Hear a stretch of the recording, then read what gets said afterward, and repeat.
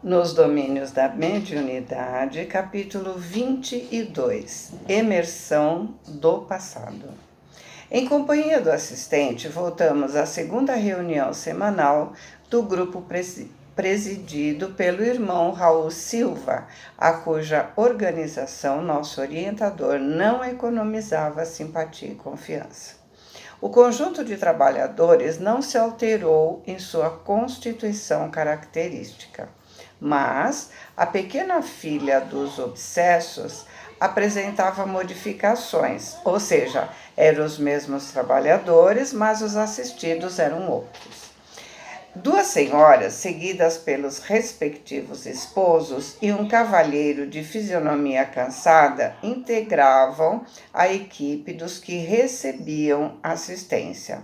Os médiuns da casa desempenharam caridosa tarefa, oferecendo as suas possibilidades para a melhoria de várias entidades perdidas na sombra e no sofrimento, com a colaboração eficiente de Dona Celina à frente do serviço. Solucionados diversos problemas relativos ao programa da noite, eis que uma das senhoras enfermas cai em pranto convulsivo, exclamando: "Quem me socorre? Quem me socorre?" E comprimindo o peito com as mãos, acrescentava em tom comovedor: "Covarde, por que apunhalar assim uma indefesa mulher? Serei totalmente culpada? Meu sangue condenará seu nome infeliz." Raul, com a serenidade habitual, se aproximou dela e consolou-a com carinho. "Minha irmã, o perdão é o remédio que recompõe nossa alma doente. Não permita que o desespero subjugue suas energias. Guardar ofensas é conservar a sombra. Esqueçamos o mal para que a luz do bem nos felicite o caminho." Esquecer? Nunca! O Senhor sabe o que vem a ser uma lâmina enterrada em sua carne? Sabe o que seja a calamidade de um homem que suga a nossa existência para nos arremessar à miséria, comprazendo-se, depois disso, em derramar o nosso próprio sangue? Ou seja, esse é outro caso de mediunidade sem controle. Sim, ninguém contraria o seu direito à justiça, segundo as suas afirmações, mas não será mais aconselhável aguardar o pronunciamento da bondade divina? Quem de nós estará sem mácula, ou seja, sem um erro, né? Esperar? Há quanto tempo não faço outra coisa? Em vão procuro reaver a alegria. Por mais que eu me dedique ao trabalho de romper com o passado, vivo carregando a sombra de minhas recordações, como quem traz no próprio peito o caixão dos sonhos mortos. Tudo por causa dele. Tudo pelo malvado que arruinou o meu destino. E a pobre criatura prorrompeu em soluços, enquanto um homem desencarnado, não longe, olhava com inexprimível desalento. Perplexos, quer dizer, espantados, né? Hilário e eu lançamos um olhar indagador ao assistente, que percebeu nossa estranheza, porque a enferma, sem a presença da mulher invisível que parecia personificar, prosseguia em aflitiva posição de sofrimento. E Hilário alegou curioso: "Não vejo a entidade de quem a nossa irmã se faz intérprete." E eu concordei. Sim, observo em nossa vizinhança um triste companheiro desencarnado. Mas se ele estivesse telepaticamente ligado à nossa amiga, de certo, a mensagem definiria a palavra de um homem, sem as características femininas de lamentação que registramos. Em verdade, não notamos aqui qualquer laço magnético, ligação magnética, né? Que nos induza a assinalar fluidos teledinâmicos sobre a mente do médium. Aulus afagou a cabeça da doente em lágrimas, como se analisasse o seu pensamento, e explicou: estamos diante do passado de nossa companheira. A mágoa e o azedume, tanto quanto a personalidade supostamente exótica de que dá testemunho, tudo procede dela mesma. Diante da aproximação do antigo desafeto, que ainda a persegue de nosso plano, ela revive a experiência dolorosa que lhe ocorreu em Cidade do Velho Mundo, no século passado, e entra em seguida a padecer insuperável melancolia. Ou seja, ela fica deprimida, arrasada, né? Recomeçou a luta na carne, na presente reencarnação, possuída de novas esperanças, mas, assim que experimenta a visita espiritual do antigo inimigo, que a ela se enlaça, através de vigorosos laços de amor e ódio, perturba a sua vida mental, necessitada de mais ampla reeducação. É um caso no qual se faz possível a colheita de valiosos ensinamentos. Então, isso quer dizer... Porém, a frase de Hilário ficou no ar, porque o instrutor definiu o seu pensamento acrescentando: isso quer dizer que nossa irmã guardou grande coeficiente de forças do seu mundo emotivo em torno da experiência a que nos referimos, a ponto de semelhante cristalização mental, dessa fixação mental, né? Haver superado o choque biológico do renascimento no corpo físico, prosseguindo quase que intacta na sua lembrança. Fixando-se nessa lembrança, quando solicitada de mais perto pelo companheiro, que foi seu irrefletido inimigo, passa a se comportar como se ainda estivesse no passado, que ela teima em ressuscitar. É então que se dá a conhecer como personalidade diferente a refletir-se à vida anterior. Então, nós vimos no processo de reencarnação do Segismundo que há um esquecimento dos traumas, tudo fica no inconsciente. Mas no caso dessa mulher, ela cristalizou o trauma de tal forma que, mesmo tendo passado pelo renascimento, essa lembrança permaneceu quase completa. Então, é só o espírito se aproximar dela que ela sente tudo como se tivesse acabado de acontecer. E aí ela tem essa reação. E sorrindo, Paternal considerou: sem dúvida, em tais momentos, é alguém que volta do passado a se comunicar com o presente, porque o influxo das recordações penosas de que se vê assaltada centraliza todos os recursos de memória, apenas no ponto nevrálgico em que viciou o pensamento. Então, é um espírito encarnado que precisa de ajuda para superar esse trauma, para que mais para frente ela consiga trabalhar com sua mediunidade. Não é uma mistificação, não há fingimento. É um espírito que não está incorporado, está encarnado e lembrando as reminiscências do passado. Por isso ela precisa de ajuda. Para o psiquiatra comum, ele continua, né? É apenas uma candidata à insulinoterapia ou ao eletrochoque. Entretanto, para nós, é uma enferma espiritual, uma consciência torturada, exigindo amparo moral e cultural para a renovação íntima, única base sólida que vai garantir um reajustamento definitivo. Então, para melhor entender esse texto, né, vamos lembrar que no passado, as pessoas que se comportavam assim, como se fossem outras pessoas, eram interpretadas como loucas, como esquizofrênicas. Então, era tratado com choques ou com insulina.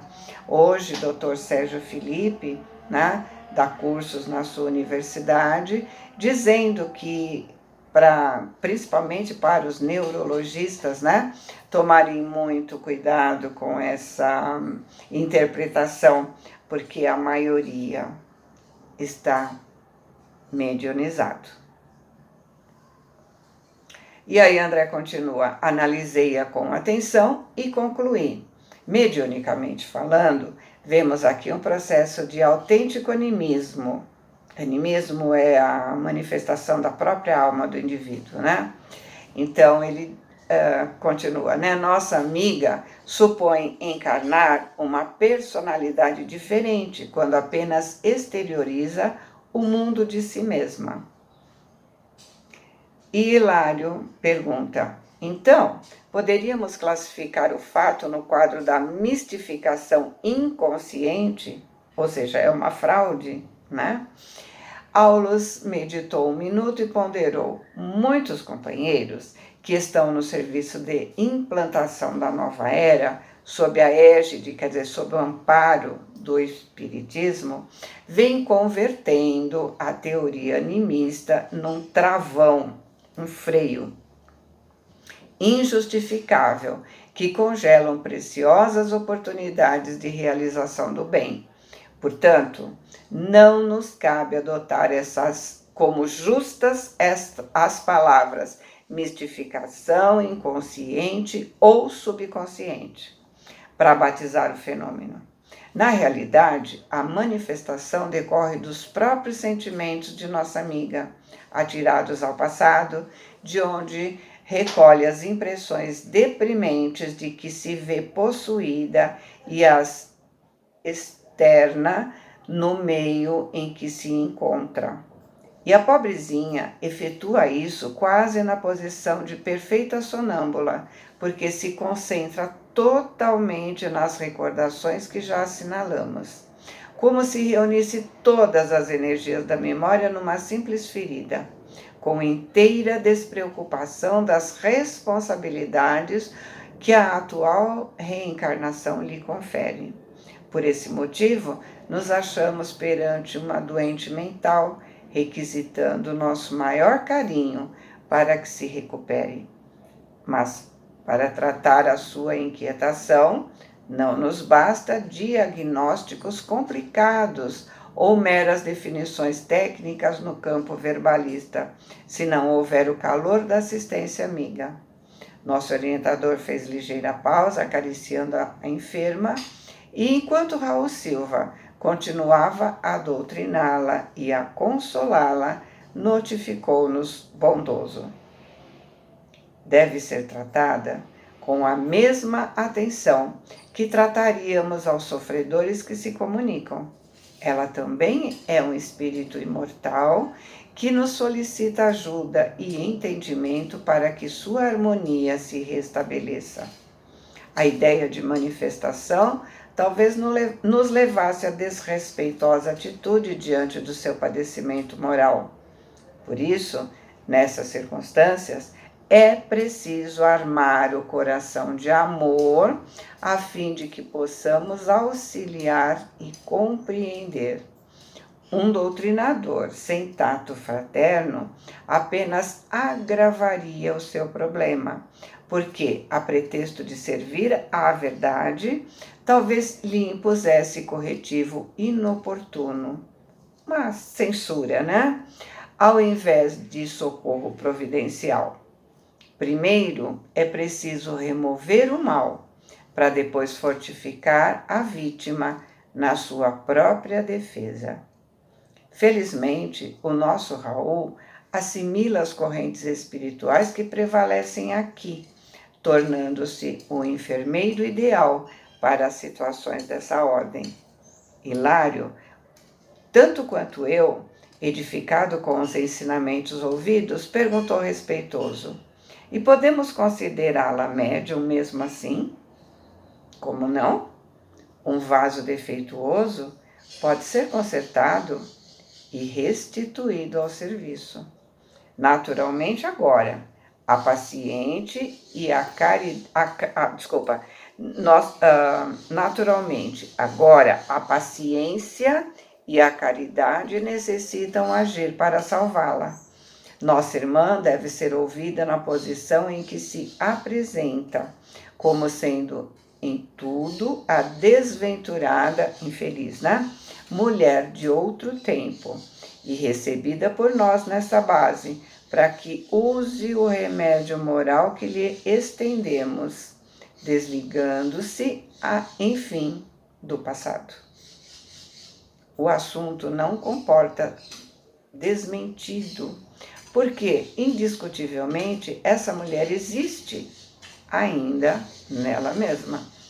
A personalidade antiga não foi tão eclipsada pela matéria densa como seria de desejar.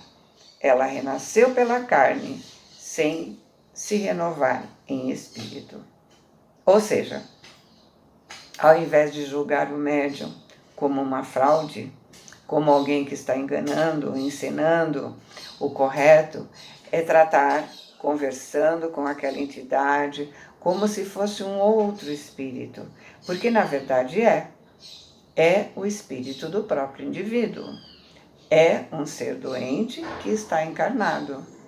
O assistente fixou o gesto de quem mergulhava na própria consciência e sonda de suas reflexões e falou como se fizesse de si para consigo.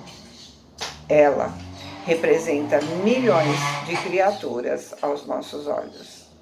Quantos mendigos arrastam na terra o esburacado manto da fidalguia efêmera, breve, né? Que envergaram no passado, ou seja, quantos mendigos a gente vê, né? Com altivez, andando como se fossem nobres, né? Quantos escravos da necessidade e da dor trazem consigo a vaidade e o orgulho dos poderosos senhores que já foram em outras épocas? Aquelas pessoas que a gente fala que tem o nariz empinado, né? Quantas almas conduzidas à ligação consanguínea caminham do berço ao túmulo, transportando quistos invisíveis de aversão e ódio aos próprios parentes, que foram seus duros adversários em existências pregressas? Todos podemos cair em semelhantes estados se não aprendemos a cultivar o esquecimento do mal em marcha incessante para o bem. Nessa altura, Raul Silva, na condição de hábil psicólogo, convidou a doente ao benefício da prece. Competia a ela suplicar ao céu a graça do esquecimento. Cabia a ela expurgar, eliminar o passado da imaginação, de maneira a se pacificar. E singularmente comovido, recomendou repetir em companhia dele as frases sublimes da oração dominical. Pai Nosso, né? A pobre senhora a acompanhou docilmente. Ao término da súplica, mostrava-se mais tranquila. O valoroso amigo, traduzindo a colaboração do mentor que o acompanhava, prestativo, pediu para que ela considerasse, acima de tudo, a necessidade do perdão aos seus inimigos para a reconquista da paz. E, em lágrimas, a enferma se desligou das impressões que a imobilizavam no passado, voltando à posição normal. Enquanto Silva lhe aplicava passes de reconforto, o assistente comentou: por enquanto, a intervenção assistencial em seu benefício não pode ser outra. Pela enfermagem espiritual bem conduzida, pouco a pouco se reajustará, retomando o domínio sobre si mesma e se capacitando para o desempenho de valiosas tarefas mediúnicas mais tarde. Então, precisamos lembrar desse capítulo quando estivermos trabalhando numa sala de trabalho mediúnico. Precisamos lembrar que a pessoa está precisando de ajuda. Não se trata de mistificação, se trata de uma pessoa que não conseguiu resolver o seu passado. E se ela não conseguir resolver o seu passado, não conseguirá trabalhar em prol do próximo. Todos encarnados com um propósito a servir, né? Todos nós estamos encarnados com o propósito de servir. Não podemos esquecer isso.